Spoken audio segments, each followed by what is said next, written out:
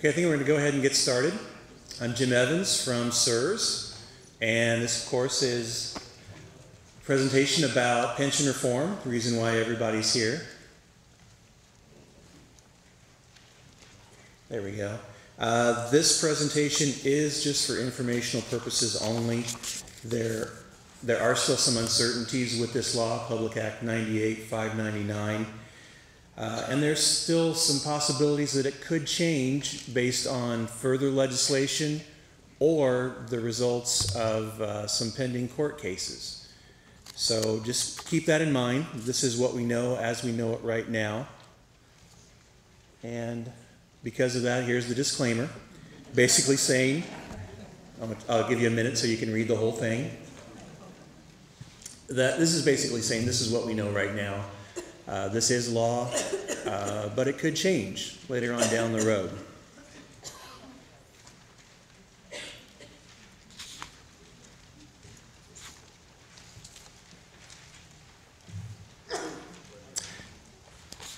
Public Act 98-599 is the law. Like I said, it was signed by the governor last December.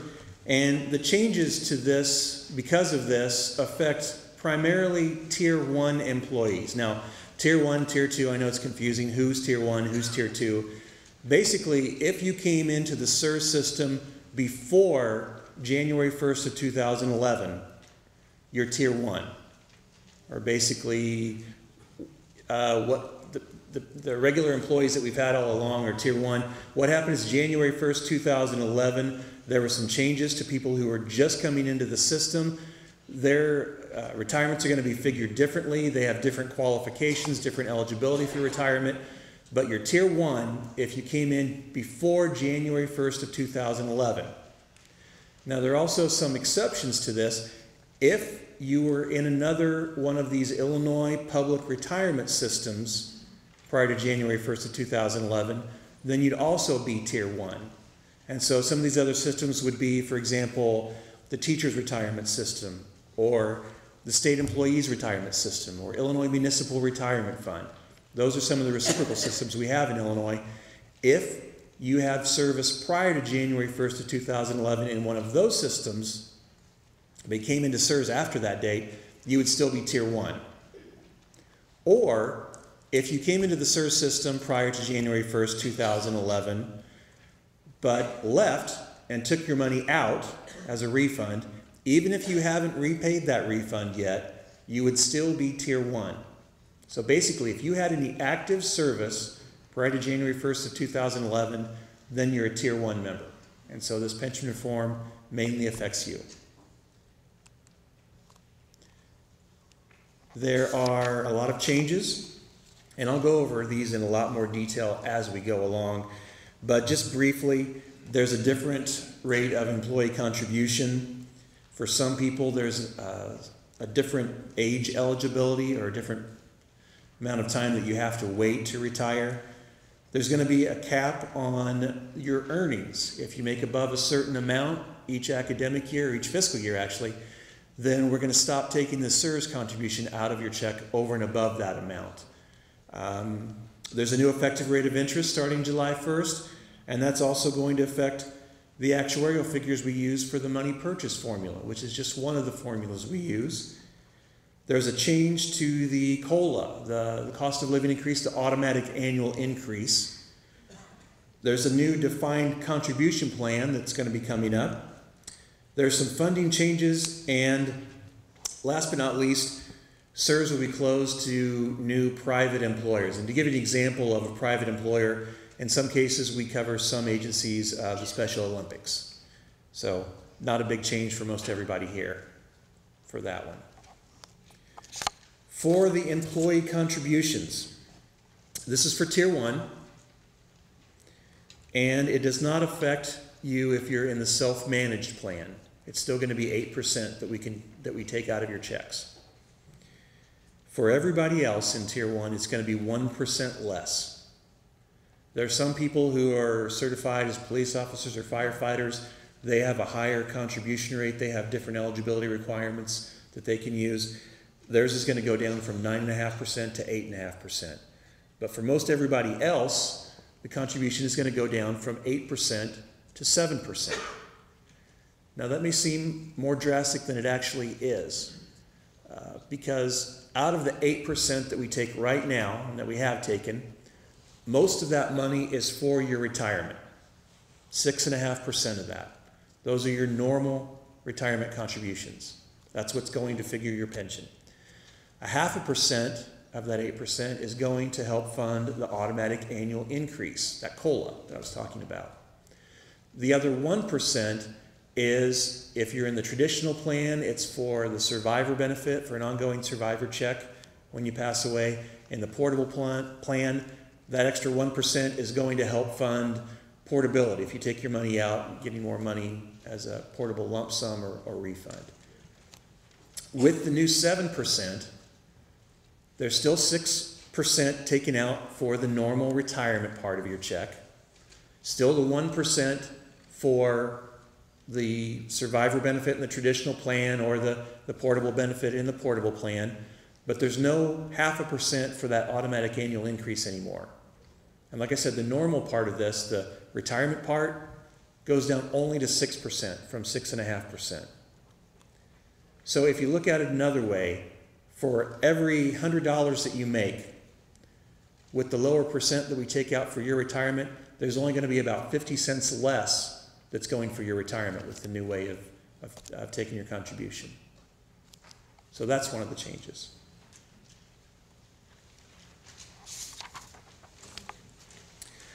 The retirement age, there may be some delays in your eligibility if you're age 45 or under as of June 1st. Now this is going to be effective actually July 1st for retirements where the retirement date is July 1st or later. What we're going to do for those people is we're going to look at their age on June 1st of this year. If you're 46 or over on June 1st of this year, there's no delay. You'll still have the same eligibility requirements that you've always had. And that's 55 years old and at least 8 years of service, or if you just have 5 years of service, you can retire at 62. So that's not changing. If you're 45 on June 1st, there's a 4-month delay. If you're 44, it's an 8-month delay. And you can see on the slide there and on your handouts how that goes for all the way down to age 32 or under. So for example, I'm 45, my birthday's in January. So normally I'd be eligible to retire February 1st, the year I turn 55. For this, I just have to wait until June 1st. Just 4-month delay for me. But like I said, if you're 46 or over on June 1st, no delay in your retirement.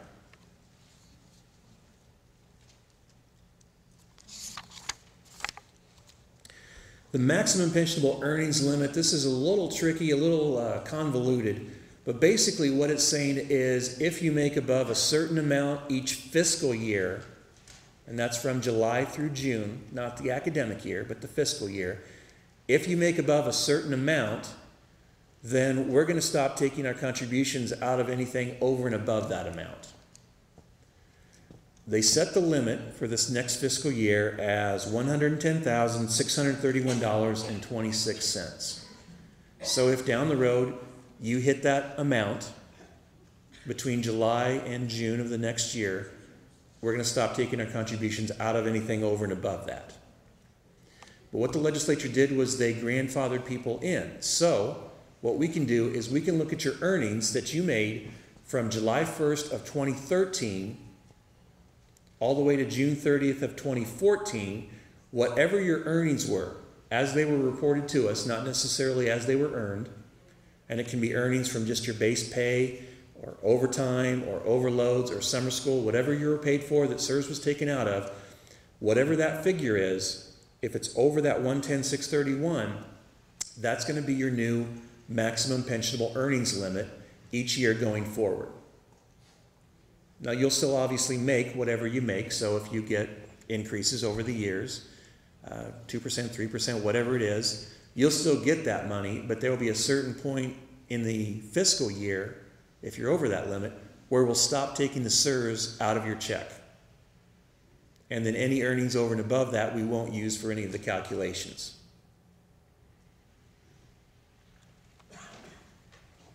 So for example, if you're academic and you have a 9-month contract, but you have it spread out over 12 months, we're actually going to look at when you're paid that money.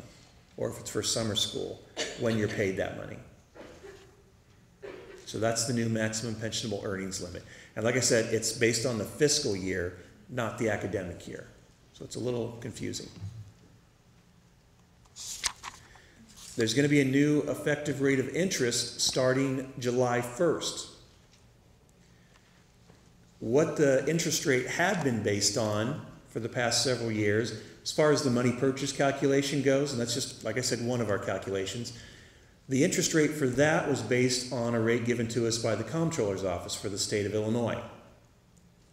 So each year, as of June 30th, whatever your account balance was, then your money, as far as what we figure for our money purchase formula, would get that new interest assessed to it every June 30th.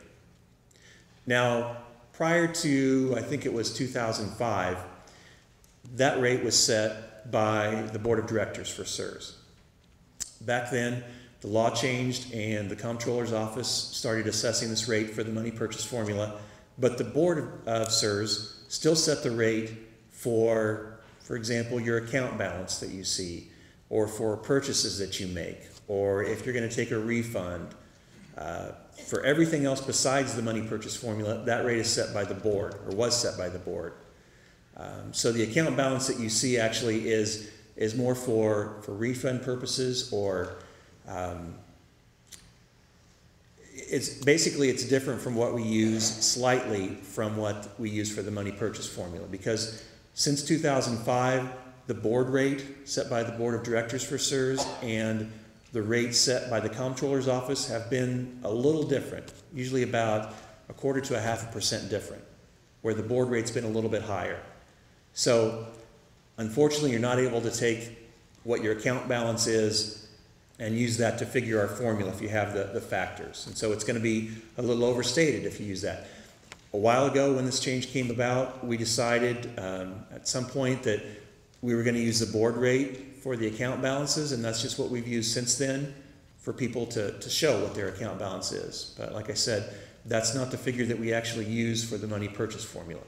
But having said all that, starting July 1st, for all of this, for purchases, for the money purchase formula, for everything, the rate's going to be set each year based on the U.S. 30-year Treasury bond rate as of July 1st, plus 75 points. So what we're using now as counselors for our estimates going forward, we're just using estimated ones based on what the rate was in January. We don't actually even have the new actuarial figures yet because obviously it's not June. And so what we've been using is 4.65%. That was 3.9% plus the 0.75. So we've been using 4.65% for our estimates. But we'll have to actually adjust that when the time comes and we know what the actual rate's going to be. Now, like I said, the interest is assessed every year. So it's not as if you've put your money in all this time and then at retirement time, then we assess the interest all at once. Your interest has been assessed every year since your money's been in here, just whatever that current rate was. And if you've been around long enough, if you've had your money in here since the 90s, our interest rate has been as high as 10%. Right now, the effective rate of interest from the Comptroller's Office is 6.75%. So you see it is going to be, from July 1st going forward, is going to be accruing at a slower rate.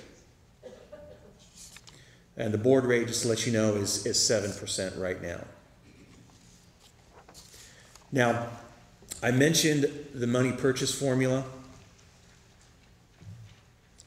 Like I said, that's just one of the formulas we use, and not everybody is eligible to get that formula figured for their retirement. It's for Tier 1 members, and actually, even if you're Tier 1, if you came into the system prior or at July 1st of 2005 or later, then you're not eligible for the money purchase formula.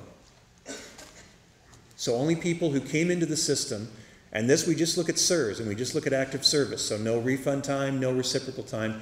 But if you came into the SURS system prior to July 1st of 2005, we can still use the money purchase formula when we figure your annuity. But if you came in July 1st of 05 or later, you just get the benefit of one of our other formulas, not the money purchase formula. Now, the change to this formula is going to be taking place July 1st. So any retirement with a retirement date prior to July 1st will still have the current way of figuring the money purchase formula for their account, if the money purchase is applicable. Now, I know it's confusing for some people as far as what we mean by retirement date. I know when you're talking to people and you say, I'm going to retire on this day, and usually you mean your last day of work. For our purposes, the retirement date is basically like an annuity begin date. So, for example, if your retirement date was before July 1st, that would mean your retirement date would have to be June 30th or earlier, and your last day of work can't be the same date. So your last day of employment, or your termination date is what we call it, would have to be June 29th or earlier. So if your retirement date, as far as what we consider a retirement date, is June 30th or before, you can use the money purchase formula as it is right now. But if you make your retirement date June 30th, your last day of work would have to be no later than June 29th. Now, historically, people have made the first of the month their retirement date for two main reasons. One reason is because we don't pay for a partial month. So if you made your retirement date August 15th, we wouldn't pay you anything for August. We would just pay you from September going forward. So that's one reason. The other main reason is about health insurance. Once you retire with us, the health insurance, if you get that through us, is effective the first of a month. So in that example I just gave, if you retired August 16th, we wouldn't cover you for health insurance until September 1st. Now, you can check with your employer to see if they would then cover you for the rest of the month. I don't know. That's not something I can answer. You'd check with your benefits office here. But the insurance would only start the first of the month. So because of those two reasons, historically, people have made the first of the month their retirement date. So I've heard some people say, oh, SURS is saying you have to retire the first of the month. That's not true. It's been because of those reasons why people have in the past. We can make your retirement date, or you can make your retirement date with us any day that you want. And so, for example, if you retired with a retirement date of June 30th, last day of work June 29th, we can still do that, but we're not going to pay you for June, and your insurance isn't going to be effective until July 1st.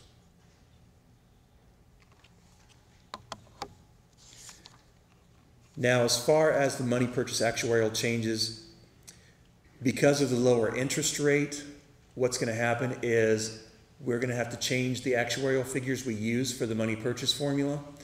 And the basic idea behind the money purchase formula is where we take your money, and just as a calculation, we add in the state's money as well for the figuring of this, and then we invest that money and get a certain return so that we can pay you a certain amount each month for the rest of your life.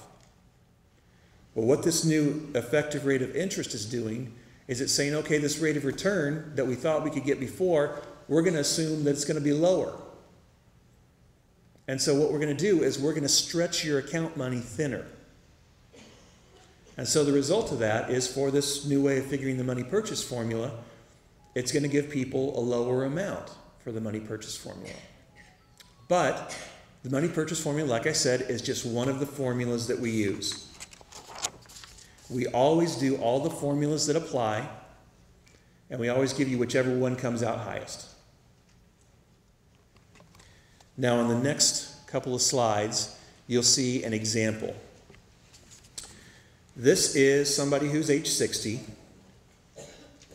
with their normal retirement contributions, and this is using the current factors, what we have been using for the past several years. And remember, the normal contributions, it's just the 6.5% of your contributions and interest based on the comptroller rate for the interest. So for this example, this person had $153,950. So when we figure in the employer match, for a total of $369,481. Using the current actuarial factor, and there's a different one for each month and year of your age, so there's one for 60 and 0 months or 60 and 1 month and so on. For this person, the monthly retirement benefit would be $2,843.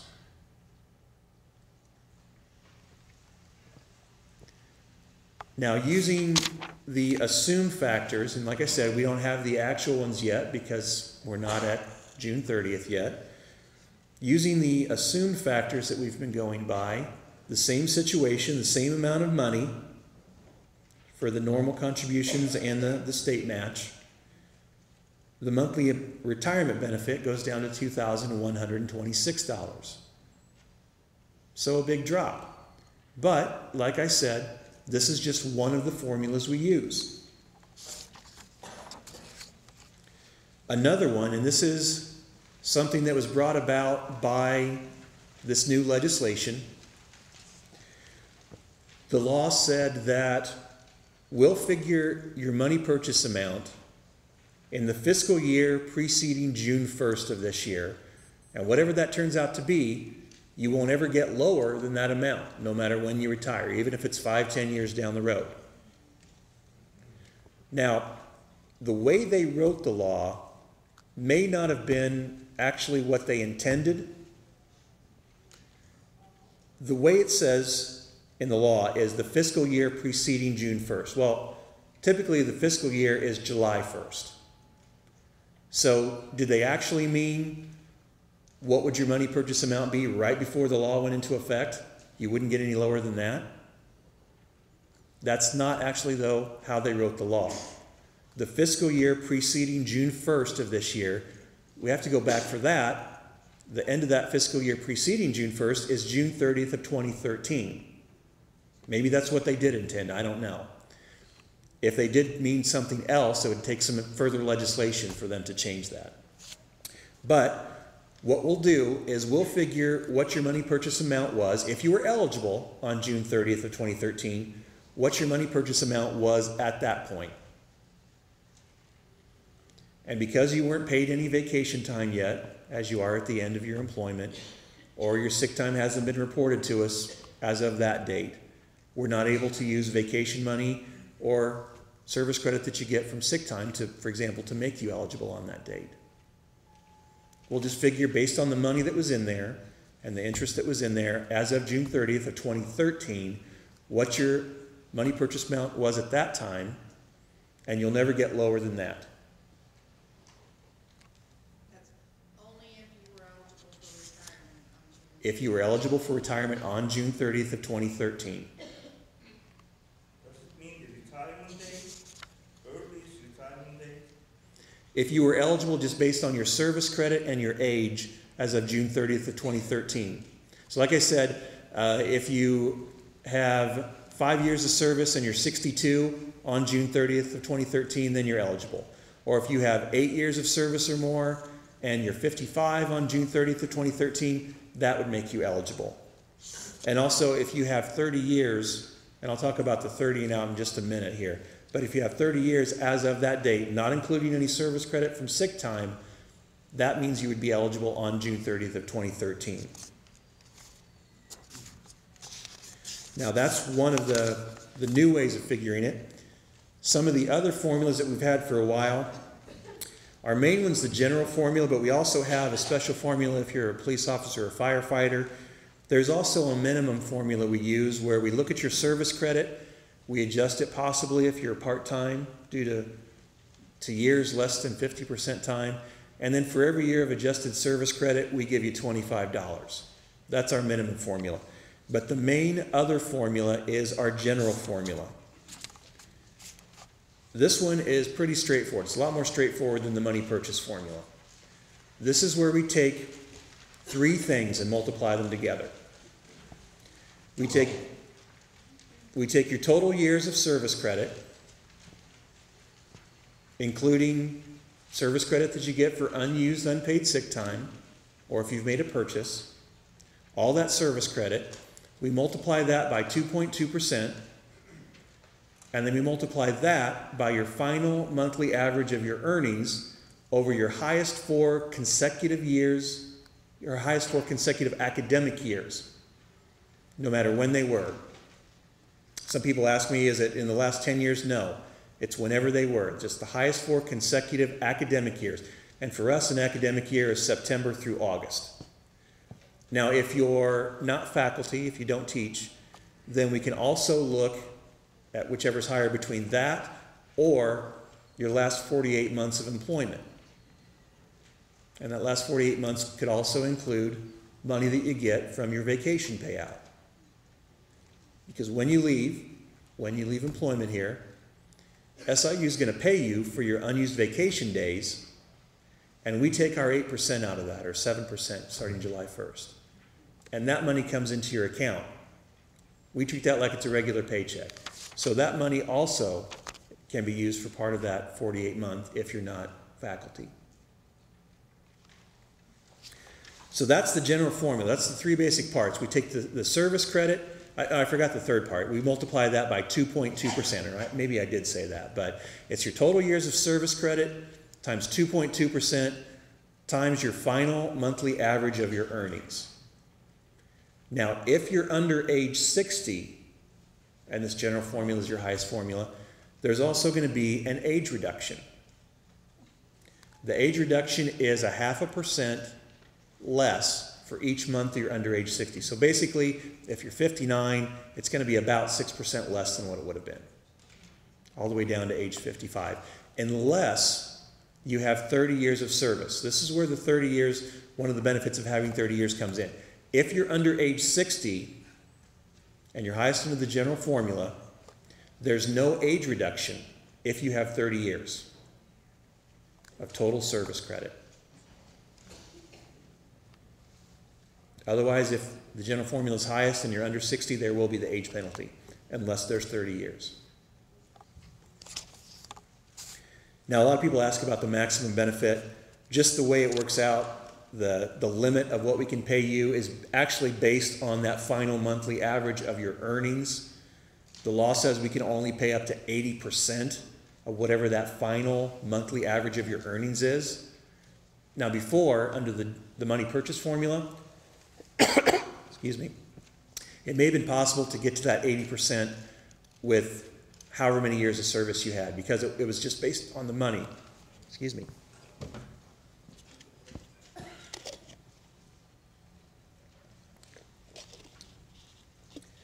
Under the general formula, because the final monthly average of your earnings is part of the general formula, we know just by plugging it into the formula that the way to get to 80% of that average is by working 36.5 years.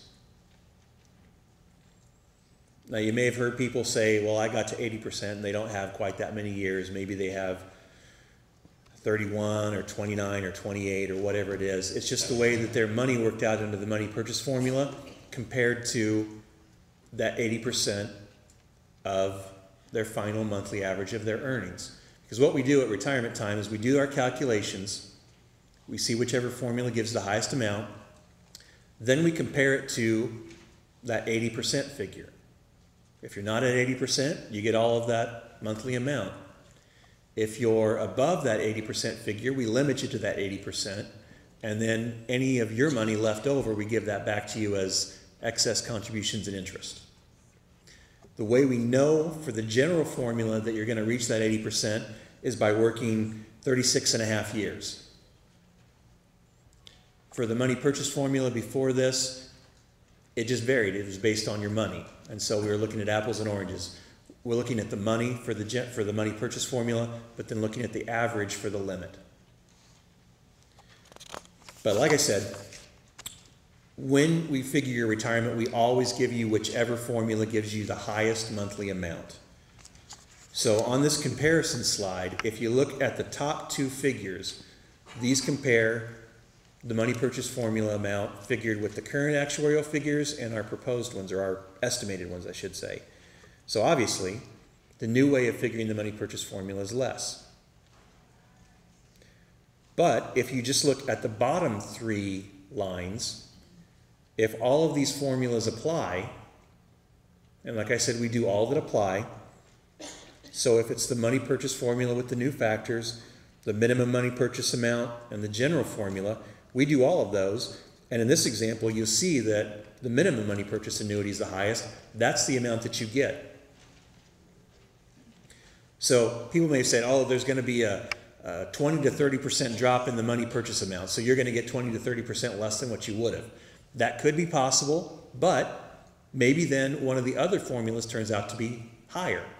And I've seen some cases where, it's not true for everybody, but some cases where the general formula may have been just a little bit lower than the money purchase amount. And so in some people's cases, it wasn't that big of a financial hit after this new law went into effect. Now, that may not be true for you, but there are some other formulas that you can fall back on that may end up being the highest of those. And like I said, I can't stress this enough. We do all the formulas that apply, and we're always going to give you whichever one does come out highest. The automatic annual increase, or the COLA, or the cost of living increase. This is going to be changing, and it's going to affect everybody, even if you've already been retired. As I was told, maybe there might be a few annuitants, a few retirees in the crowd. This is going to first take effect this coming January. What we'll do is we'll do it the old way of figuring the increase, and we'll do it the new way of figuring the increase. And this is for Tier 1 members again. And we'll have to give you whichever of those increases is the lower of the two. The first time anybody's going to see this new way of figuring is going to be January 1st. As it says there, the first increase, if you are newly retired, the first increase is going to be prorated based on how many months you've been retired. So for example, if you retire June 1st, you'll be retired 7 months, you'll get 7/12 of 3% that first January. And there may be some skipping of this increase. And so for the details of this, for the calculation, the old way of doing it was where we just looked at what your annuity was, and you got a 3% increase each month, or a 3% increase that January for each month after that. So basically a 3% compounded increase annually. The new way of figuring it is going to give people a lot less. It's going to be where we look at your years of service credit, all of your service credit that we use for your formula, or that you have in your account when you retire. We're going to take that service credit and multiply it by a factor that we're going to be supplied with every year. And they said to start with, it's going to be 1,000. And we're going to take 3% of that. Now that would give you the amount over the whole calendar year for your increases. So if you divide by 12 months, that's what your monthly increase would be. So we have to do both ways, and we're going to have to give you whichever one of these increases is the lower of the two. So on the next slide, there's an example. For this person, as of January 1st of 15, their annuity, their annual amount, $42,000 with 22 years of service. Now the old way of figuring it, where we just take 3% of that, it ended up being about $1,260 over the whole calendar year. That would be about $105 more each month for the old way of doing it. The new way of doing it, based on this person's service credit, is where we take that 22 years, multiply it by 1,000, and take 3% of that, and that's the annual amount. So that would be about $660 annually, or about $55 per month. So we have to do it both ways, and we have to give whichever one is lower. In this case, it's the new way. And that's probably what you'll see, is the new way of figuring it's going to be the lower, is what you're going to get. That factor is, like I said, it's going to be given to us every year. It's going to be based on the Consumer Price Index.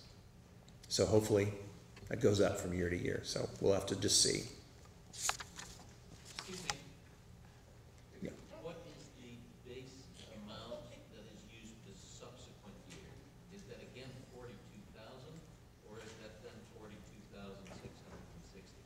For the old way of doing it, we'll take whatever the annuity is on January 1st to be 3% of that. The new way of doing it is where we take the years, like I said, as of the retirement date and multiply it by that factor that we're going to be given each year. I'm not sure I follow that. So the factor right now is 1,000. They said that's what we're going to use based on the consumer price index. So if you have, for example here, if you have 22 years of service when you retired, then we'll multiply that 22 times 1,000. Say the year after that, the figure that they give us is going to be 1,010. We'll take the 22 years times 1,010 and 3% of that for the increase for that next year. Say the year after that, the figure we give is 1,500. We'll multiply the 22 years times 1,500 for the increase to be figured for that year. So each year we're going to be given this factor, and we don't have any idea, of course, what it's going to be from year to year. But that's what we're going to use based on your service credit that you had when you retired. So bottom line, no comment. Basically right. Yeah. Now, the skipping, and I'll answer some questions at the end too. The skipping of this increase. This would only affect people if you retire, if your retirement effective date is July 1st of 2014 or later. And we look at your age as it was on June 1st to see how many of these annual increases you would skip. If you're 50 or over on June 1st, but you retire July 1st or later, you'll get the first prorated one. But then the next January, you won't get any increase. But then each year after that, you will get an increase. Now you see the range goes down, age 47 to 49, you skip the 2nd, 4th, and 6th, and you see how that goes. But we look at your age on June 1st of 2014 to see if this applies to you or how old you are and how many you skip. But this only affects retirements July 1st of 2014 or later. So the new way of figuring the increase affects everybody, no matter when you retired, even if you've already been retired. But the skipping only affects people retiring July 1st or later.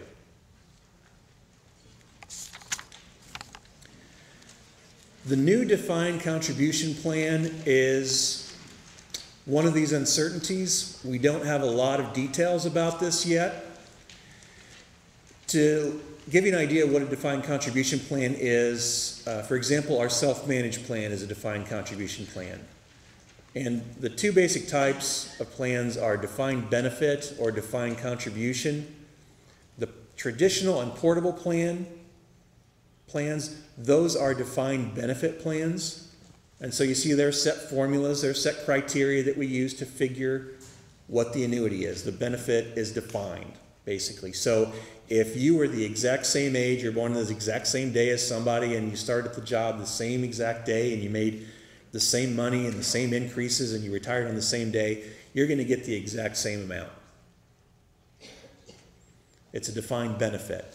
The defined contribution, really all that's set, like it says, is what you're putting into this. So for people in the self-managed plan, they're putting in their contribution, their SURS money, into their own investments, but their account balance is only going to depend on how their investments do. So you can't predict out in the future, of course, what the stock market's going to do. So it's only a defined contribution that you're putting in there. There's no defined benefit. What this law said was that there's going to be a new defined contribution plan that's going to be offered to people, but the plan won't be available any sooner than 2015, July 1st of 2015. They did give us some time to come up with a lot of the details. Now, any plan that we come up with, or that the legislature comes up with, it's going to be subject to IRS approval, first of all. And it's going to be offered to Tier 1 members. Remember, Tier 1 is people who came into the system January 1st of 2011, or before January 1st of 2011. And it's going to be offered to everybody on a first-come, first-served basis, and we'll take the first 5% of people that do apply for this. Now, some of the details that we do know, and like I said, there aren't a lot. What will happen is if you're Tier 1 and you opt into this new plan, whatever your account was as of that point It's going to be frozen. So say, for example, at that point, you opt into this new defined contribution plan, and if we looked at your account, took a snapshot of it right then, you would have been highest under the general formula, which looks at your average earnings and your service credit. We're not going to look at any service credit or any of your earnings that you made after that, but we'll figure what your general formula was amount at that point. That's what you get for that part of your retirement, but then the rest of your retirement is going to be based on what you get from this new defined contribution plan. Or if at the time you opted into this new defined contribution plan, you were going to be highest under the money purchase formula. And that's based on the money, and normally your money would keep gaining interest. We're just going to look at the money that's in there as of that point. Figure what your defined benefit amount would have been at that point. Freeze it at that, and then anything else would be what you get from that defined contribution plan. So that's one of the things we know. The employee contributions are going to cover the cost, are going to be covering the cost of administration of this plan. And that cost is going to be shared among all of the people in that plan. So obviously, the fewer people in the plan, the more the cost is going to be. And if there are more people in the plan, the less the cost is going to be. And the employer match for this is going to be, and this is what it says in the law, so we don't know a lot of the details of this, but it says the employer match is going to range from no lower than 3% to no higher than the normal cost of administering the defined benefit plans. So like I said, we don't have a lot of details about this. They did give us until July 1st of next year to come up with these details. So it's still in the early stages for this. And again, it's only eligible for Tier 1 members who are currently in the traditional or portable plans. Another part of the law deals with vacation and sick time. A lot of people ask me in my appointments, and they say, I heard that I can't use my sick leave anymore or vacation time anymore. That's not true. The sick leave and vacation are only affected by or for people who come into the system June 1st of this year or later. So new hires. People just beginning employment under SURS June 1st of this year or later. Everybody else will still get the benefit of their vacation and sick time. So, and how those are used for your retirement, I mentioned this before, but if you get a vacation payout from SIU, we take our contribution out of that, and that money goes into your account. And it can be used for your account money for the money purchase formula, or it's also used in your final monthly average of your earnings for the general formula. If you have sick time left over, anything that you're not paid for the sick time for, that gets reported to us, and we give you service credit for that. So some of you who've been here long enough, may have had some of the old compensable sick time or the payable sick time that you accrued before January of '98. What's going to happen with that is SIU is going to pay you for half of that old time, and they're going to report the other half of that old time and all the new time to us, and we give you service credit for that. So if you have at least 20 days of unused unpaid sick time, you get a quarter of a year of service credit added onto your account. Or if it's at least 60 days, it's a half a year. Or if it's at least 120 days, it's 3/4 of a year. And if it's 180 or more days, it's a year of service credit. That's the top limit. So if you have more than that, you just get a year. That's the maximum. But if you're in the system now, obviously, if you're here, you're in the system, you will still get the benefit of your vacation and sick time as far as calculating your formula goes. It's only for new hires, people hired June 1st or later that don't get this.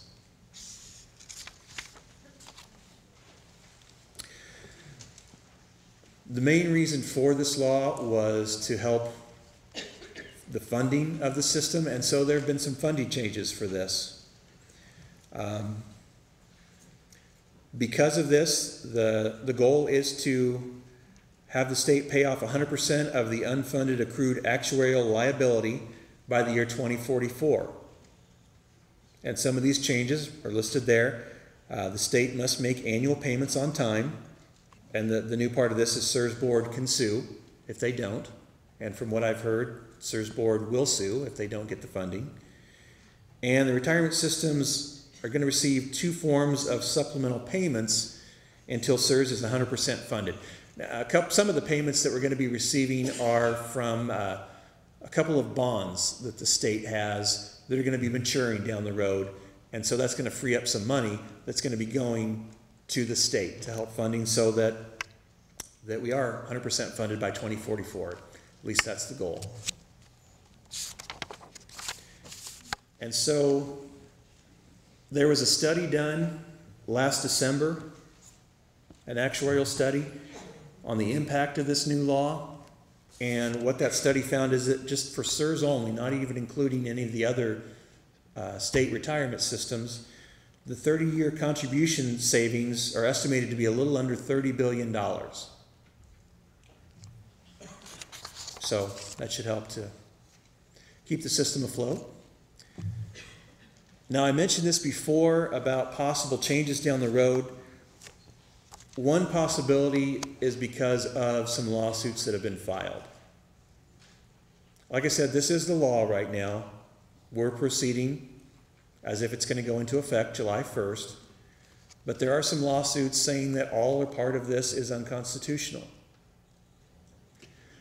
What would have to be done first, or what might be done, wouldn't have to be done, but what might be done is the plaintiffs may say, let's put a stay on this law, meaning let's not let the law go into effect at this point until after the court rules on the constitutionality of it.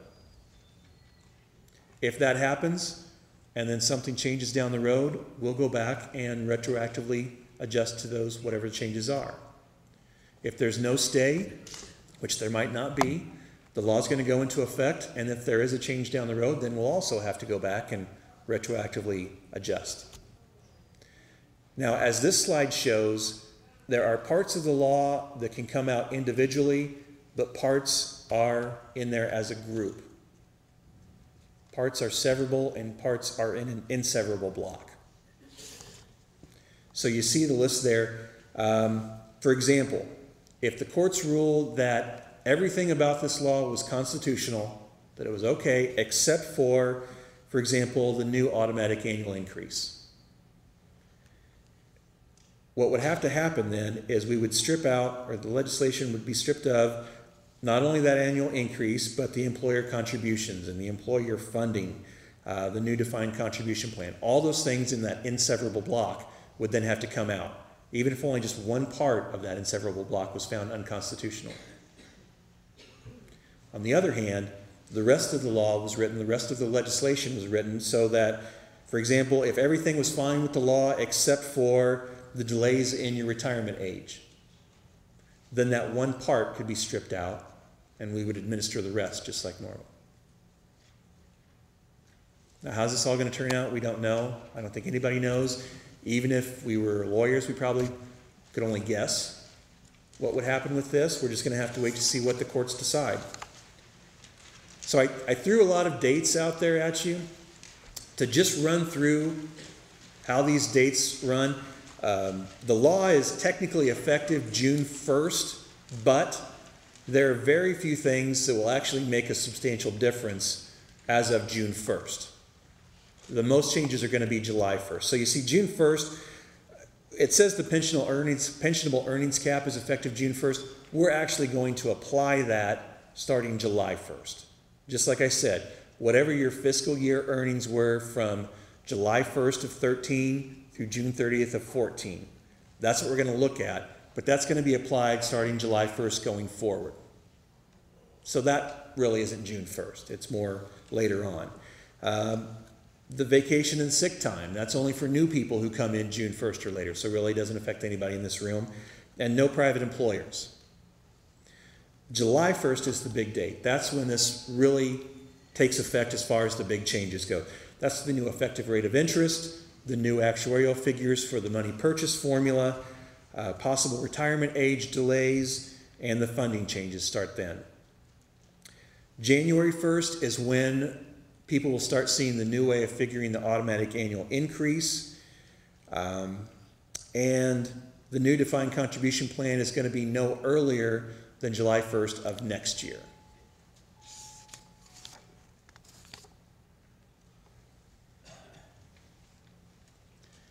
Employment after retirement was not a part of this law change, but there have been some recent changes in the past year or so that I did want to just mention, just to clear it up a little bit if there's any confusion about that. And first of all, there are only limits on your employment after retirement if you work for somebody covered by SURS. So back here at SIU or Lewis and Clark or SWIC or state universities or community colleges in Illinois, that's who we cover. If you work at any place else besides one of our schools, no limits at all on your employment. If you do come back, there are some limits. You first have to wait 60 days before you take that job back at one of our employers. And there's going to be an earnings limit. And there are two limits, and it's set based on your age when you retire.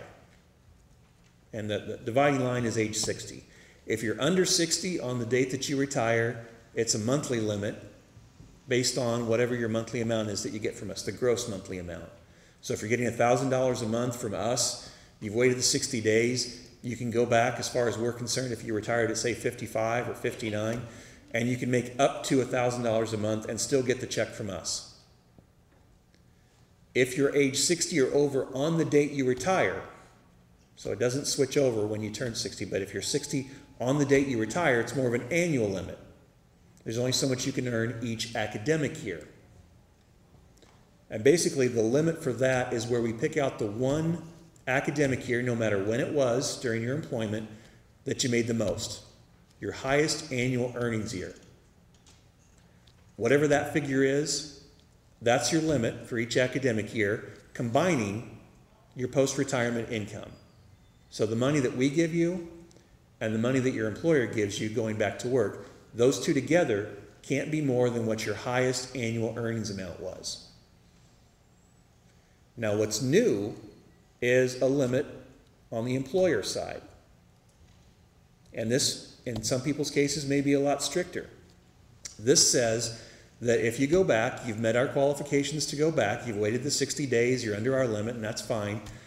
If you make more than 40% of that highest annual earnings amount, what'll happen is we at SURS will send a bill to that employer for the amount we're paying you for the monthly check.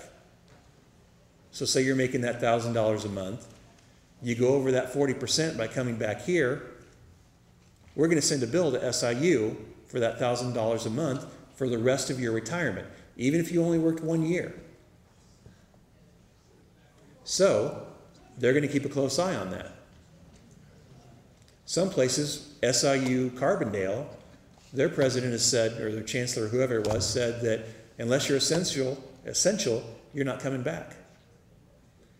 We may see that a lot more for a lot of our employers.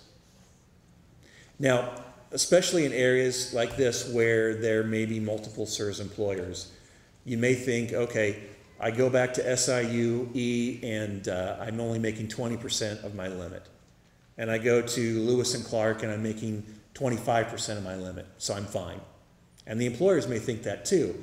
But we'll look at all of your post-retirement earnings, and so that would be over the 40%. We'll split the bill between those two employers.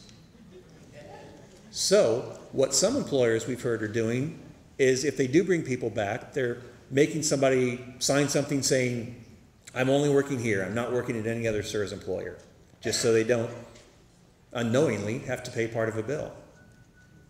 So that's the new part of this returning to work limitations. There are the SURS limits, and there are also these new employer limits. So I just wanted to mention those, even though they're not part of the new pension law. Retirement estimates. We've had this service for quite a while where you can meet with a counselor, either in person or over the phone, or obviously today there are some of us here and tomorrow too, to meet face-to-face or one-on-one to work up estimates of what your possible annuities could be. We're still doing that, but because of this new law change, obviously these are in a lot greater demand. And we're trying to still meet that demand, but it's getting harder and harder with all the people that obviously that could be affected by this. So right now, if you called into the SURS office to get an appointment, to either talk to us over the phone or come to Champaign, right now the appointments are in early June. So obviously that's cutting it pretty close as far as the July date goes.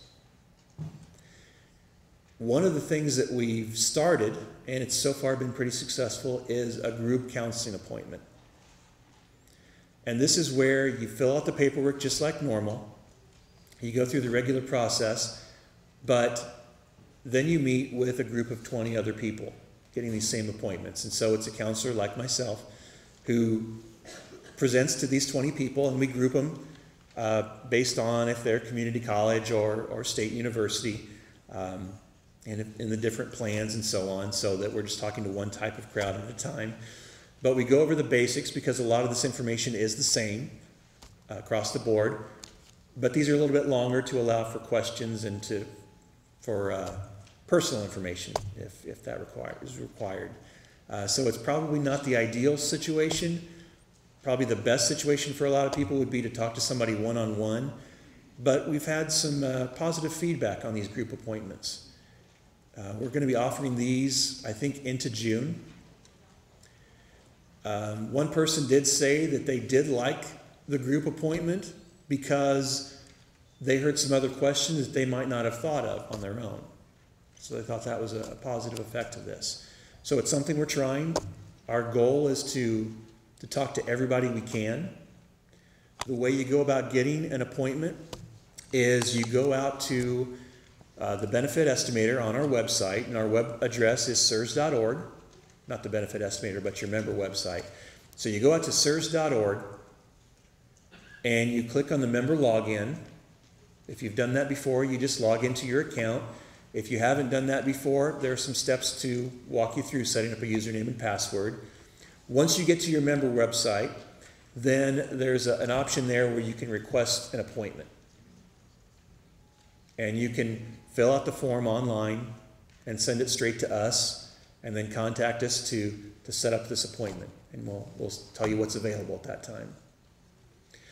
A slower way to do it is to call us. We send you the form, you fill it out, you send it back into us, and then when we get it, you give us a call, and then you set up the appointment. But obviously, it's a lot faster if you just go online, where it can be done the same day.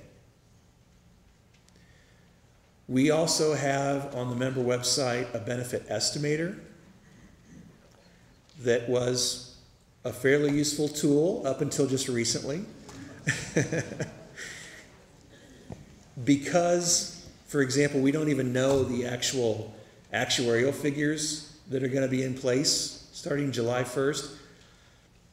And because of things like the minimum money purchase formula and just a lot of the programming that's involved, we weren't able, even though we've known about this law, that we've been trying to sort through the law and to see exactly how to administer it, we haven't been able to update the estimator so that it would give accurate information. And so we didn't want people going on there thinking the law's passed, SURS has updated this, whatever I plug in here, this is going to be accurate. And then basing decisions on that, on overestimated figures. So what we did was, to be safe, we took it down. What we've since done in the meantime is we have enough programming done so that you can go out as far as July 1st of this year or earlier. So you can see, you can run maybe a June 1st retirement date compared to a July 1st retirement date. And you can see, am I going to take a big drop? Another thing that you can do is you can look at your benefit summary statement. Now this is an annual statement that we send out to you every, I think it's November when we get that out. And it's a snapshot of your account as of the end of August from that year. Now obviously, whatever we assumed at that point may be inaccurate because of the new laws. But if you take a look at it, and it's also, if you don't have the mailed copy to you, you can also go onto your member website, log in there, and you can click on a copy of your benefit summary statement, your last one. This would be as of August 31st of 2013. That would be your last benefit summary statement. And on the second page, you'll see there's the second section. Oh, that's even a little farther ahead than I am. You can see the estimated monthly annuity amount. And then over to the right of that, you can see what the estimated annuity amount is. Now, one key thing to look at here is the formula, because it's going to tell you whichever formula as of August 31st of last year was the highest formula. If that says general formula, remember that's the formula that's not changing. If you were highest under the general formula as of last August, chances are very good that you're still going to be highest under that general formula, and that new money purchase change is not going to affect you. Now, if it says money purchase formula, that's obviously going to be overstated. But if you remember, the minimum money purchase amount is back from the end of June of 2013. So this is going to be in the ballpark, but this figure that's on your benefit summary statement for the money purchase amount is going to have a couple months more of pay and a couple months more of interest on there. So that'll give you a little bit of an idea, a ballpark idea of what that minimum money purchase formula amount. Now, it's not going to be as high as what it says on the statement, but it'll give you a kind of a general sense of where you stood as of June of last year. So that's something else you can do to take a look here. And then I mentioned contacting us. There's our street address in Champaign, but also our phone numbers. The 800 number spells out 800-ASK, SURS, 275-7877. And then there's our web address there, SURS.org. There's a picture of our website. I should have had, I don't know if I could do it from here anyway, but our website has just been recently updated and I think improved. Along the top, you can't see it too well, up in yellow, the yellow rectangle up at the top is the member login. So it's a little blurry up here, but if you go to our webpage, it's in yellow on the webpage too. That's where you click on for the member login, where you can see the benefit estimator and requested appointments and your benefit summary statement. Right below our name there are pull-down links, and there are FAQs there and forms and investment information. So if you wanted to dig deeper into the funding, you could do that there. But below the picture, we should have a picture for each school, but it's a rotating picture. We should gear it towards each school we're going to be. But below the picture there, you'll see the big block that says pension reform. You click on that link, and that's going to take you to a page that has a lot of good information about the pension reform. It has where you can sign up for a webinar, which is basically just this presentation over the web, where you can sit at your computer and see the slides on the computer. You can sign up for a webinar. You can see SURS synopsis of the new law. You can, if you really want to, you can pull up a copy of the statutes and read the actual law itself. If you are having trouble falling asleep at night, you can look at that. That'll help you. But a lot of good information there, and some FAQs that are pension related too as well. So those are fairly recent. If you clicked on that in the past, they haven't been there. But a lot of good links on the pension reform link there on the front page of the website. And then here again is the disclaimer. I'm sure everybody's read that, just like all the online user agreements that everybody clicks through and reads every single word. Basically, this is the law. It's going to have to take a change by the legislature or, like I said before, the outcome of those court cases for a change to this, because it was passed by the legislature and signed by the governor. So this is what we're dealing with going forward unless something changes in the meantime. And that's basically what the disclaimer means.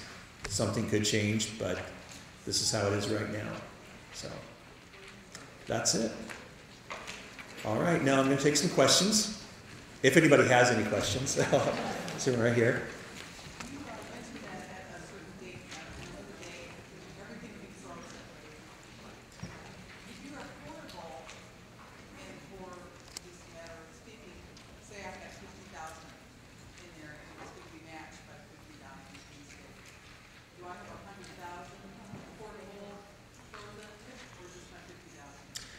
Her question is, the date that I said everything would be frozen, and if she's portable and has 50,000 in her account, is that then matched with an extra 50,000? What I was referencing to the frozen part is if you go into the defined contribution plan. And then what we'll do is we'll figure your benefit based on the money that's in there, based on the formula that's highest of your money. So it's not as if you could take that part of your money out to get the dollar for dollar state match. Most people, people who are in the portable plan, if they leave employment and take their money out and have at least 5 years of service, they get their account money, plus the interest, plus a dollar for dollar state match. That's if you just take it out all at once. If you go into the new defined contribution plan, you're still going to be working. So you wouldn't be taking your money out at that time, so there wouldn't be any dollar for dollar state match at that. What we'll do is we'll figure the formulas at that time. So for example, if at that time you were highest under the money purchase formula, the way that formula is geared, we're going to take the retirement portion of your money, so your contributions and interest, and then for every dollar of that, there's $1.40 from the state, and then we'll use the current actuarial figures. So that's how we'll figure the money purchase formula. The general formula, we look at more your average earnings at that point and the service credit to figure it. So we're basically going to figure the formulas in that place. So it won't be where there's the matching money as far as the dollar for dollar match if you get a refund. But it'll be more, for example, if it's the money purchase formula, we'll figure it based on your money and the state's money. You lose whatever match that was if you were to separate before that date. If you leave employment before, and the frozen part's really only if you stay and you opt into this new plan, so you'd still be working. If you don't opt into that new plan, what are your other choices? Stay in the plan that you're in. If you leave employment and you're still in the traditional or portable plan, but maybe you're not eligible to retire yet, you would just have to wait until your earliest eligibility, and then you could take your money out at that point. And we'll just figure whatever the laws are in effect at that point. Does that answer your question? More or less? Okay. Yes? Can you please put the slide on minimum money purchase annuity? Sure. Put the slide, please. Everybody, shield your eyes because I'm going to go through these here.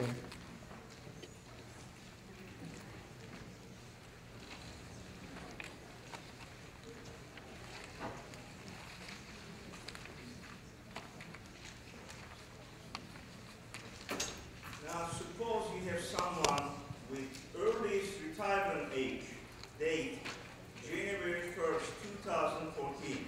They're not eligible for this They are formula. not. No. That's me. Okay.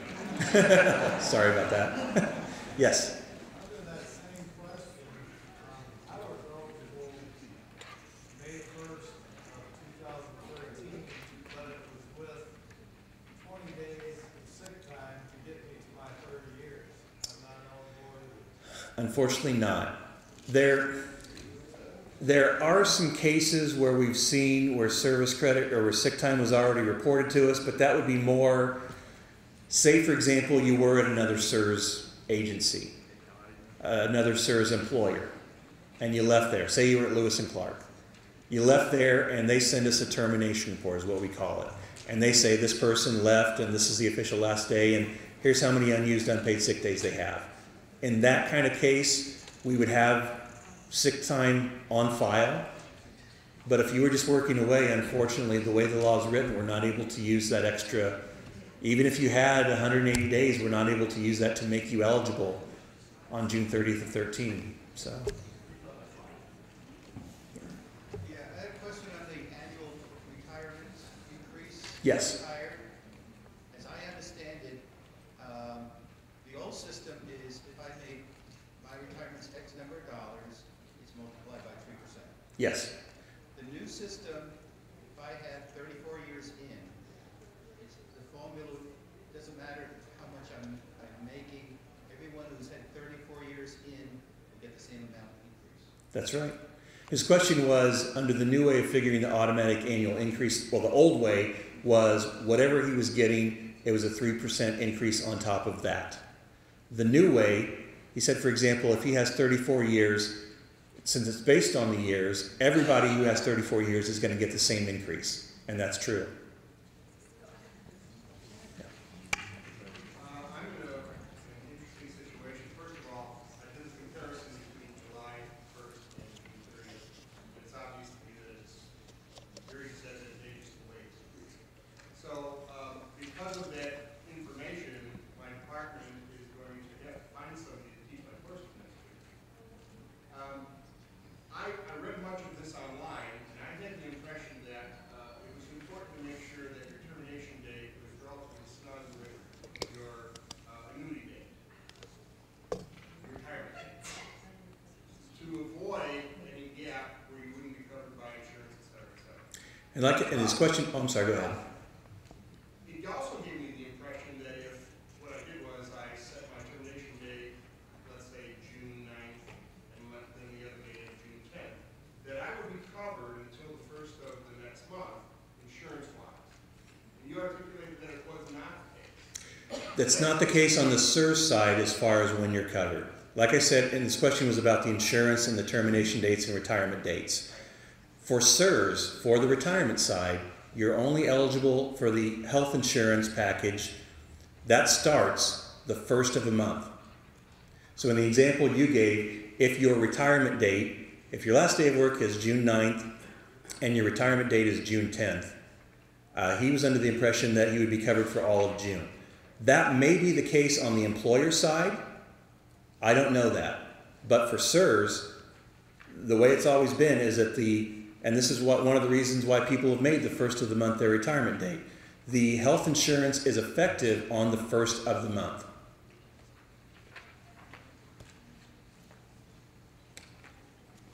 Yes?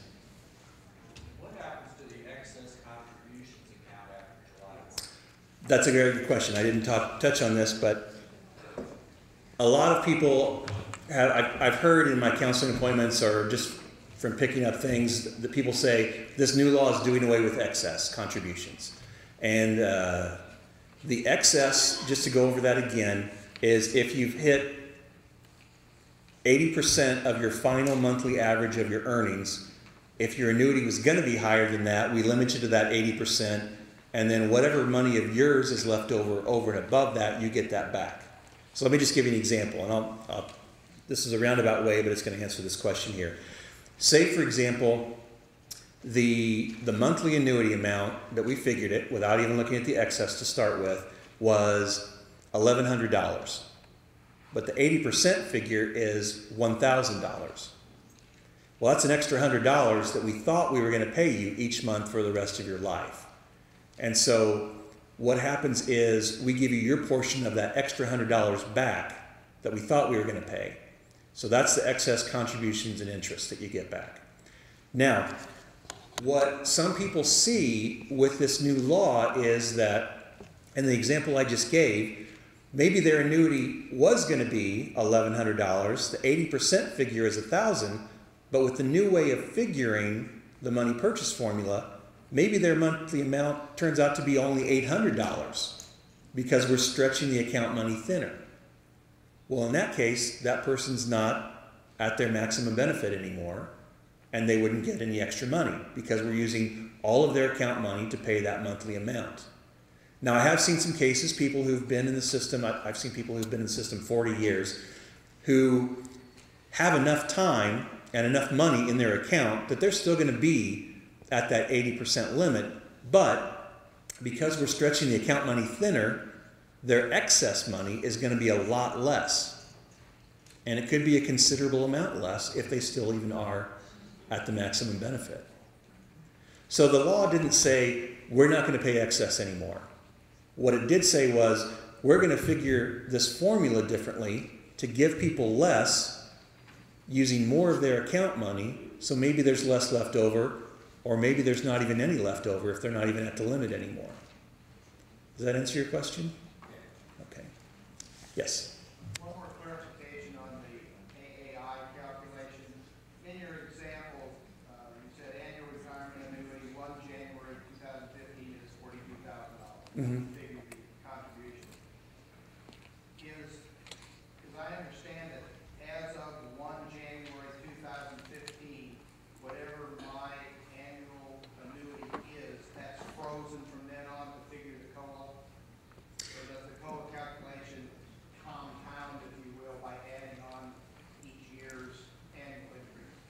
The new way of figuring it doesn't look at the monthly amount at all, at the money that you're getting. It doesn't look at that at all. It just looks at the service credit that you ended up with.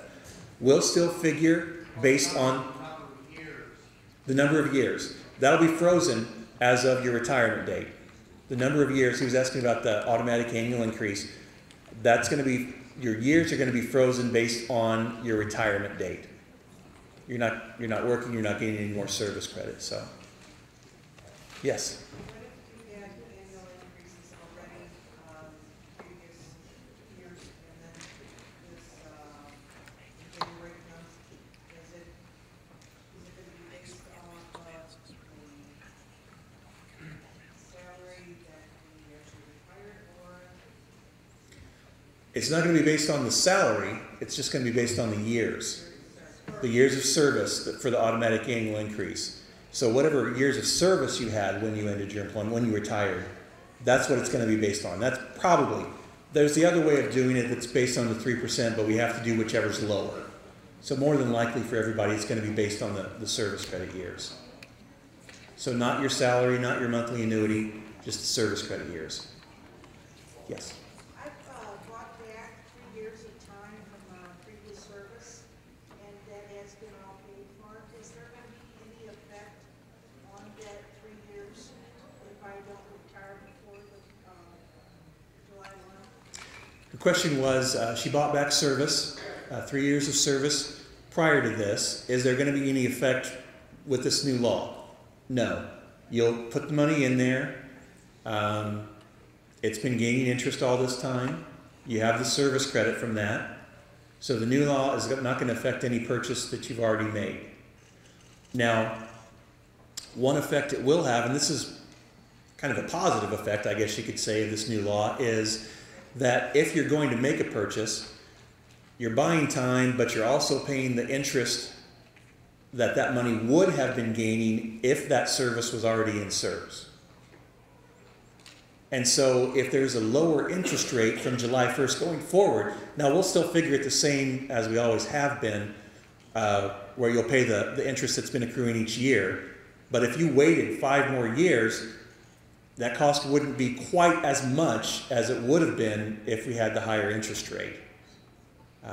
Because the interest does keep accruing. If you're going to make a purchase, it accrues the longer you wait, what you're paying in. So it's kind of a positive effect, but one of the few positive effects, I guess. If you purchase higher credit back, does that count then towards this minimum money purchase? So if that gives you 30, you purchase 2 years, it gives you your 30 years now, that you can still be eligible for that? Yeah, the question was, do any purchases count towards the minimum money purchase formula? The answer is yes, if that purchase was made prior to June 30th of 2013. Oh, okay, so we can't do it now. Because it's going to be, no, unfortunately you can't, because it's going to be a snapshot of your account as of that date. So you can't, even though technically you're buying service from before that, as of that point last June, you hadn't bought that in yet. So that wouldn't count. Where is itchy revenue? Yes? I'm only into my 6th year of employment, but I have never, ever, ever gotten one of these in the mail. One of these eligibility or whatever, member benefits. Like I have no member number, I nothing. So where do I need to start first? Right here, your benefits office. I'll do an address or something, yeah, we can look at it. It's, up until recently, it's been up to the employer to decide who contributes to SURS and who doesn't. And so there's some general guidelines about who's a member of SURS. So maybe you've just never been certified with us. And maybe you actually don't have time under SURS, but start with your benefits office. And then she'll work with you, and if need be, you can talk to us. Okay. Okay? Yes? My question is, if I retire on June the 1st at the age of 55, and I've been employed here for 23 years, will it be a deduction of 20 to 30% of my AAI? There are a couple of things there with that question. Your money purchase amount, if it's June 1st, we're going to figure the money purchase formula as it is right now. The new money purchase formula change goes into effect July 1st. Now, if you retire July 1st, it's possible that that formula could go down 20 to 30%. But like I said, that's not our only formula. We have the minimum formula, we have the general formula. Those may turn out to be highest then, and it might not be as big of a reduction as that 20 to 30%. We're going to do all the formulas that apply and give you whichever one's highest. But if you go June 1st of this year, no, you're going to get all the formulas right now that you're applicable for, and it's going to be the current money purchase formula before the reduction. Yes? Talk about limitations for coming back. You do still have to wait 60 days before you come back to employment, or else we'll get the money back. But otherwise, not really. If you take your lump sum, then you're not going to be under any earnings limitations. It's going to be, for example, if you left years ago, took your money out, worked in other jobs in the meantime, and then found yourself back under the SURS system. You can eventually repay that refund if you wanted to. But no, as far as the earnings limit, if you take all your money out as a lump sum, then no, there's no earnings limit going back to a SURS employer. There's just a 60-day waiting period. Yes. Does vacation payout apply to lump sum distribution? In what sense?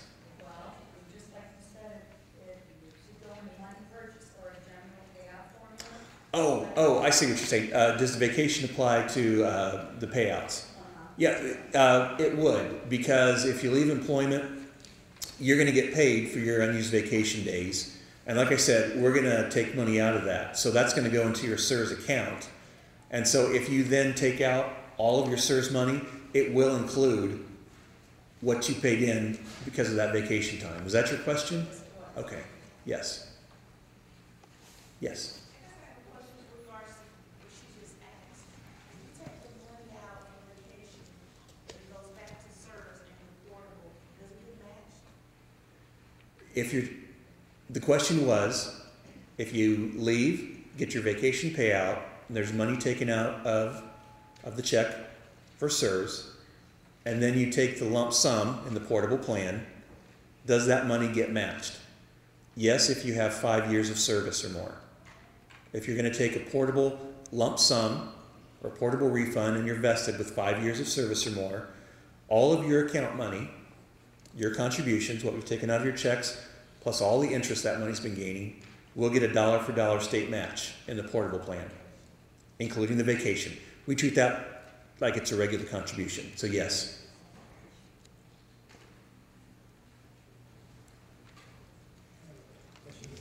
If the courts rule this changes then we would go back to the old system, correct? It would be just that his question was, There's no change. This never happened. if the court said that all of this was unconstitutional, we would just go back to the old system. It would be just as if this law never passed. That would be kind of messy for us, but But it seems to me that they excluded the judges, in the system, which to me, is totally bogus. one thing about that is SURS is one of the few systems that has the money purchase formula. Yes. TRS has one, but it's a little more rare. I think somebody said that it's only used in 5% of their people, and people who've been in their system for about 30 years. So the judges, the General Assembly, state employees, retirement system, Illinois Municipal Retirement Fund, they don't have this actuarial formula that's as good. They have more similar to our general formula, which in a lot of cases isn't nearly as good as ours either, because For our general formula, we use 2.2% for our calculation. SERS uses 1.67%. IMRF uses 1.667%. TRS uses a graduated formula unless you came in at 98 or more, so then they count that time at 2.2%. But even our basic defined benefit plan, the general formula, is better than some of these other systems, and these other systems don't even have the money purchase formula at this time. But this new plan, say that if the state doesn't follow through in terms of the putting money into the system, that we can sue them. Well, we could have done that beforehand, but it doesn't make any difference. It seems like the state doesn't have the money, they don't put it in, or even when they do have the money, oftentimes they don't. We've been underfunded for so many years, and even during good economic times, we still underfunded it. And that's because we apparently take out this money that should go here, this designated money, and they use it for, wherever they want to use it. It's unfortunate, but I want to see that, being able to sue the state, that doesn't tell me. The difference with this, take it for what it's worth, it's codified now in the law that says that that's a mechanism, whether it was applicable before or not. It's part of the legislation now. So, yes. Given the fact that there's a lot of unknowns, a lot of variables that even SURS is unable to counsel folks on, is there a likelihood, a probability that a simple stay in implementation of legislation will be put into effect, meaning postpone all implementation for a given period of time, 6 months? That would have to be, he asked if, because there are a lot of unknowns at this time, should there be a stay? That's something the courts will have to decide. The plaintiffs would have to ask for this, the courts would have to rule on that. Is SURS asking for a stay, given the fact that it's very difficult for the organization to implement these changes? We can't, we're an agency that's affected by this law. There are other people who are, who would be in a position to do this, and those would be the plaintiffs to this. For example, SUAA is a part of one of the lawsuits.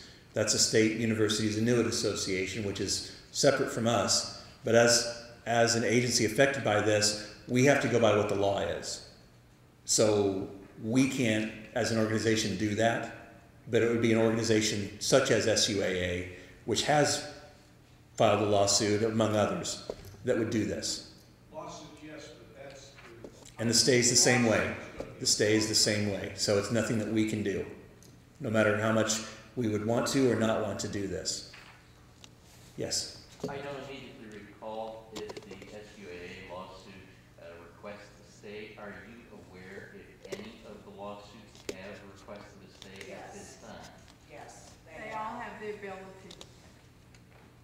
And this is from the SUA representative, so nothing I can answer, but she's just answered that, so.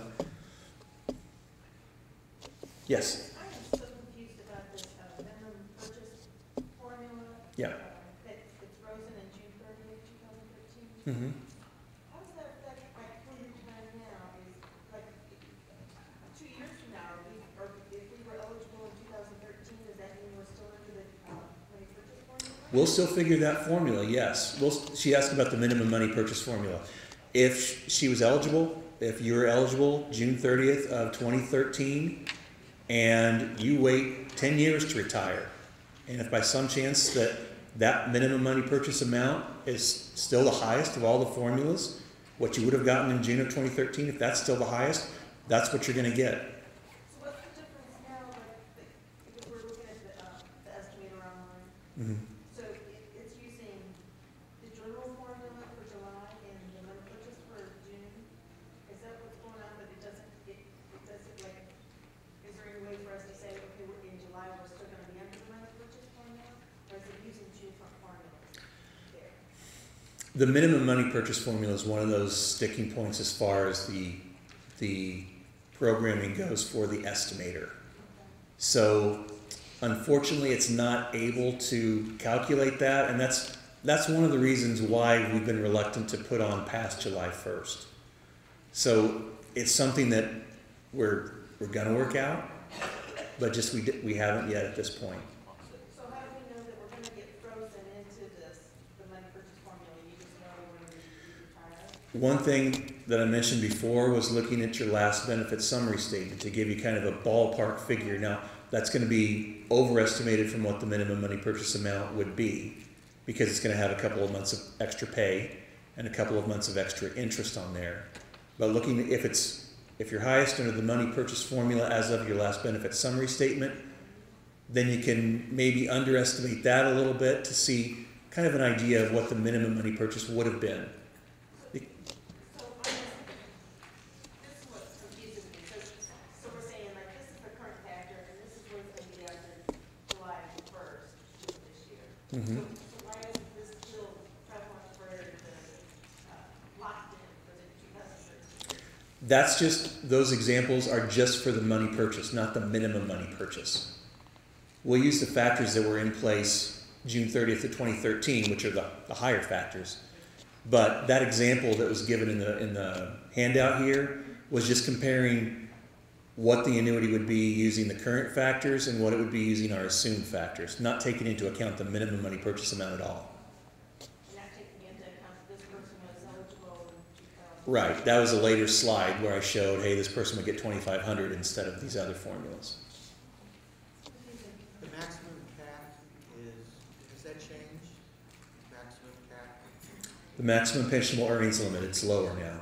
And it's just for the 9 months, what about, and then? how No, much- it's for 12 months, but it's based on the fiscal year, July 1st through June 30th. So the new cap going forward is 110,631, Right.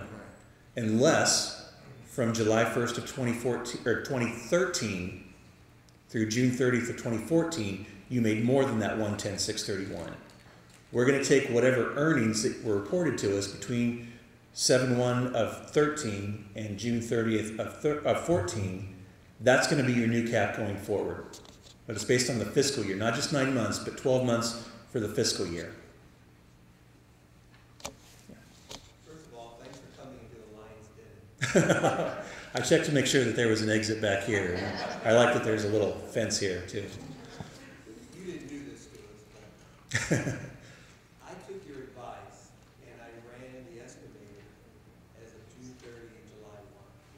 And both were money purchase and the decrease was about 20%. Now, I read your disclaimer, but do you have any idea how many more years one would have to work to get back to the point where they would have been on June 30? It may be 3, 4, 5, 6 years. It's hard to tell. Because it would have grown a lot faster, but one of the other changes is that there's this new effective rate of interest that we don't know going forward, and that's going to slow the increase of the money purchase amount. Now, it may be with pay increases, if you're not at the maximum pensionable earnings limit, where the general formula eventually does become the highest. And like I said, we'll always do whichever one's highest.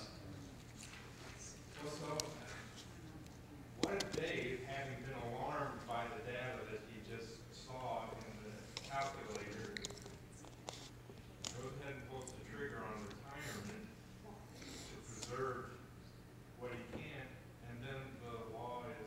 Yeah, it's an irrevocable decision. Well, I'm just, you can't, there's no provision for undoing the retirement. That's one of our hands are basically tied. Like I said, we're administering the law as the law goes into effect. And so it does put people in a bad position where they make a decision now, and as far as we're concerned, if something changes, as long as we haven't finalized your claim, we can go back and you can unretire, but you probably won't be able to get your job back. Or, if it's a situation like, I agree. It puts people in a bad situation. So, But if the timing was right, if the laws were undone, there might be but it's probably not. what probably would have been best, and this is just from even an administrative point, is where they gave us more time before this was implemented. I agree, let's stay. That's the reason why we need to stay. We need it really, But if really you bad. took the lump sum and then this changed, and then when you come back, you put that lump sum back in. To repay a refund, and you'd have to wait, like I said, at least 60 days after you last worked. You have to, and this is how it's based in the law, you have to come back and work for 2 years before you're eligible to repay that. And then you'd be repaying the interest that it would have been gained in the meantime. The only good part about that is the interest is not going to be as high because it's a lower interest rate. So, yes. Some people take their lump sum, and we're going to assume the state is going to do what it's supposed to do and match. They haven't done anything they were supposed to do all along. But we're supposed to assume now that they will. We've paid out everything that we've been supposed to do. So we've never missed a payment. We've paid out all the lump sums. We pay the monthly amount. And basically, what this law is doing is and this was their intent, I believe. I think it's obvious, but that their intent is to change the system so that they're able to afford better. And we haven't missed any payments. Everybody who has taken their money out as a lump sum has gotten everything that they're supposed to. If they're portable, they've gotten all their contributions and interest. If they are vested, they've gotten the dollar for dollar state match. We've paid out excess amounts. We've paid out survivor money if they were in the traditional plan. We've paid out annuities, people who have been retired for 10, 20, 30 years or more. We haven't missed a payment yet. What a lot of people don't realize is that from the money that we pay out, most of that does come from the state, but part of it comes from SURS, from our own investments. And our investments have accounted for about 30 to 40% of what we have paid out. Now, can we keep going at this rate? Probably not. Something does need to be done. But like I said, we've always paid out everything that was due, everything that we've had to. We've even, during... The state doesn't pay, not that you're not doing it, but if the Yeah. state doesn't pay, that's my. And like I said, we have our own investments, so we have our own assets that we've paid from. It's just not an ideal situation. And so, as far as legally, every person who's been under SURS has gotten everything that they're due. It's just now that they're changing this. So, yes? The maximum earning limitations that you talked about freezing contributions, but is that maximum subject both to the money purchase and the general formula? Yes.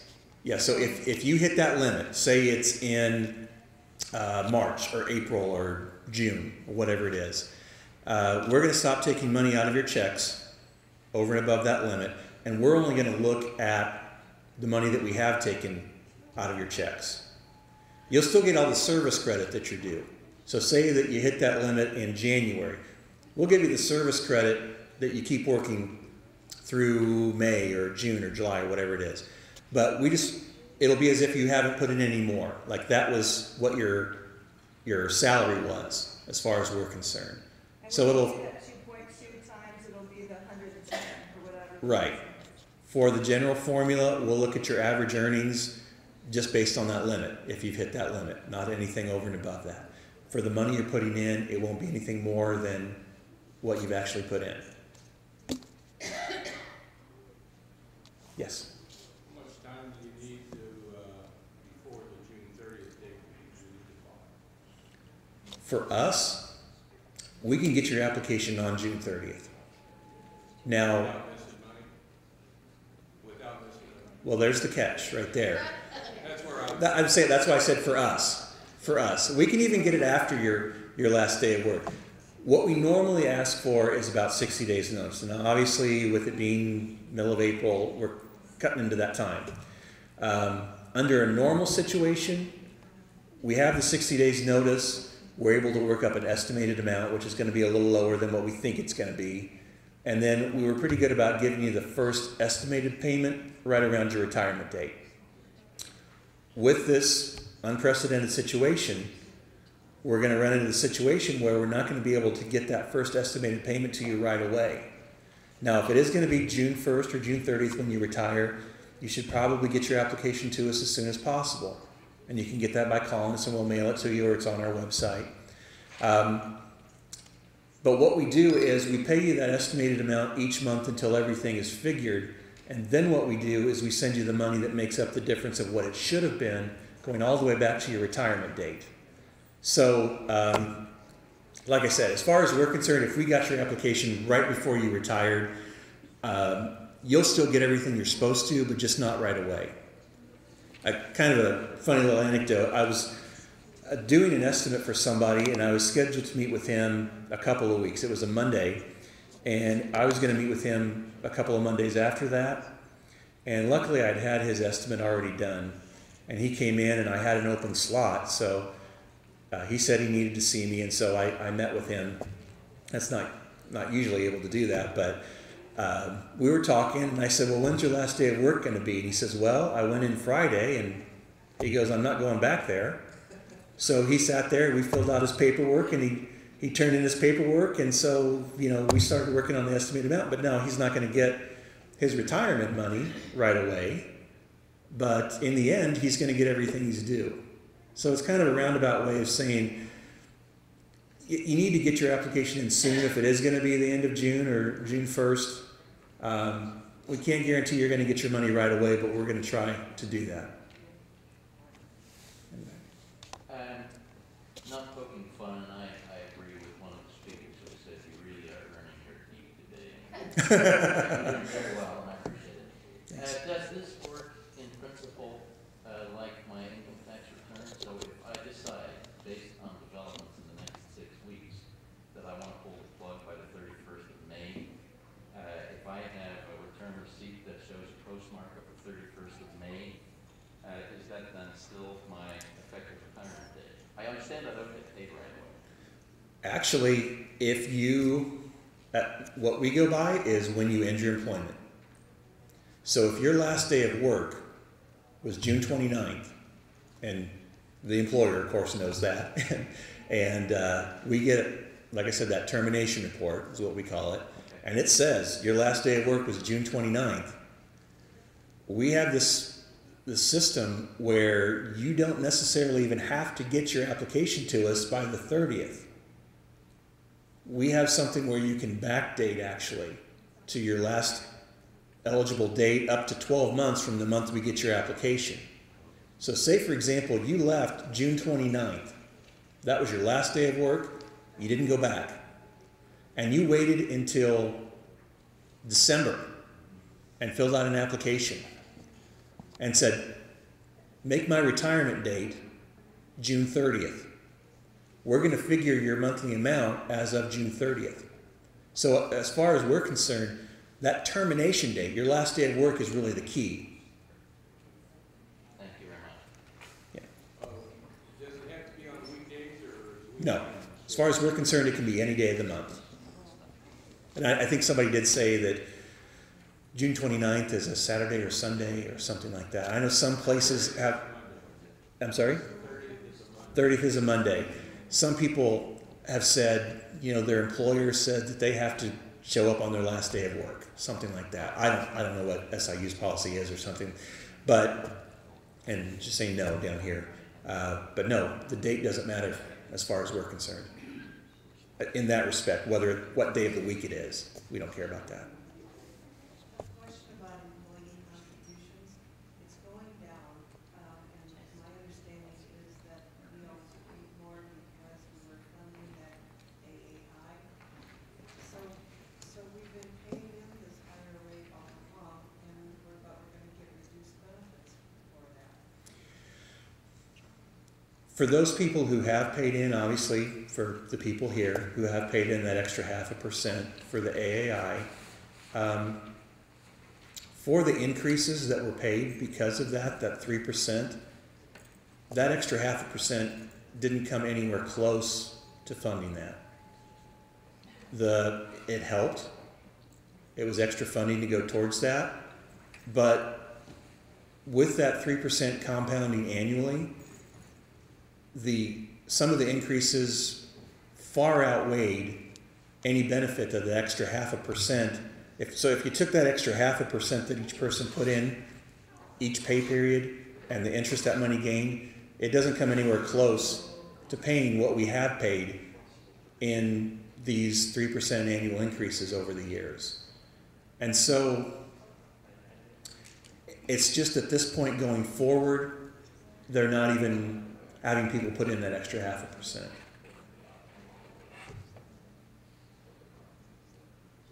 again the difference of retiring by the end of May and retiring by the end of June. Why some people need to retire by the end of May? The end of May really has no effect. Like I said, the technical effective date of the law is June 1st, but if you go back and look at some of the slides on the presentation, June 1st really has very little effect, if any at all, for people sitting in this room. It's going to be July 1st when the new contribution rate starts, when the new money purchase factors go into effect, when if you retire that date or later, there's skipping of the annual increase. June 1st, that's fine. We're still going to figure the money purchase formula as it was. So May 31st is really not a date to focus on. It's more before July 1st. May 31st means really nothing. Yes, or actually you had a question here.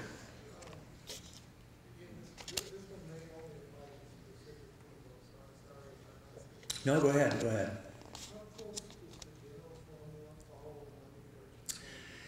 You know, it's not really something that, it's per individual person.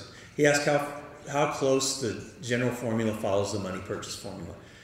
They look at totally different things. So it's really hard to say. You can't even really look at somebody's file and just say, oh, they have this many years and they put in this money, they're going to be under this formula. It really, we just have to run it and see. You know, maybe you were going to be highest under the money purchase formula because your money's been accumulating, but you got some really good raises the last several years, and so that really bumps up your average. Or maybe you turned 60 and you don't have that age penalty anymore, or you got to 30 years and you were under 60 and you don't have that age penalty anymore for the general formula. So that really jumps up. Or, you know, maybe you've been there a long time and your money's been building up all this time, and so the money purchases up. It's really, you know, people like me who've been doing this for years and years can't look at somebody's file and say, they're going to be highest under this formula. It's where we just have to run them both, especially now since the money purchase formula is changing.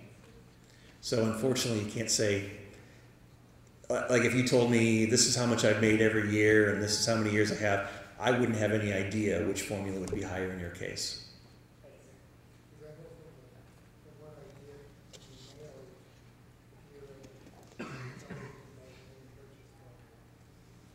No, maybe the general formula after this. We just have to see. Same question.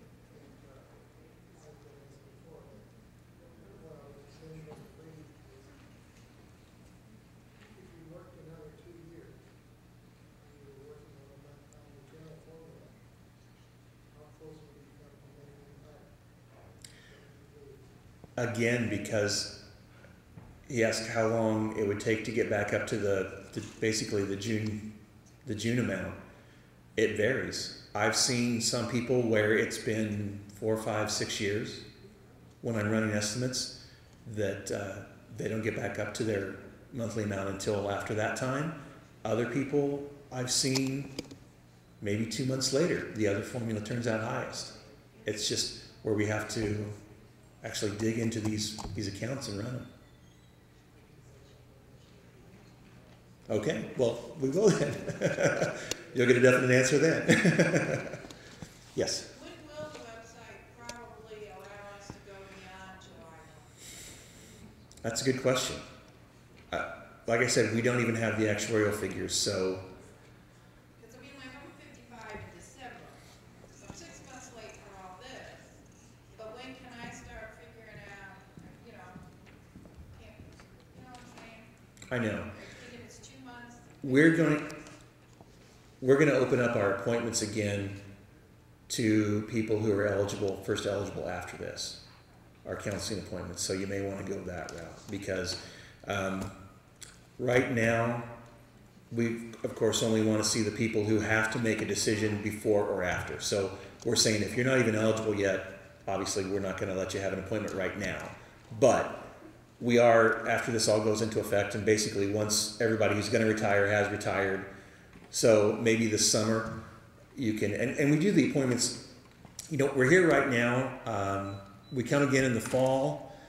I can't remember if we come in the summer or not, but we have these appointments in our office in Champaign or over the phone any time of year. And so I would hope after the law goes into effect, we're going to be able to do this.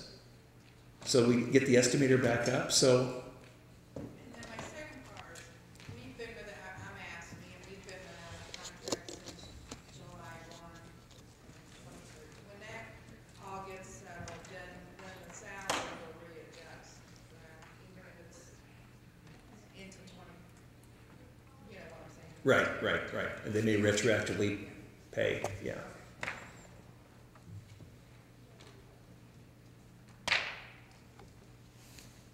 The service credits earned under a different plan, like IMRF, do they tack on to this to be able to get you closer to that 30-year mark? If you've had a number of years of that and a number of years here? With a reciprocal system like that, you keep, and this is if you still have your time under them, if you didn't take a refund, you can retire reciprocally. And in that case, you retire with both of us. You get you fill out an application with them and with us. You get a check from each of us, but we do combine our service credit as far as eligibility.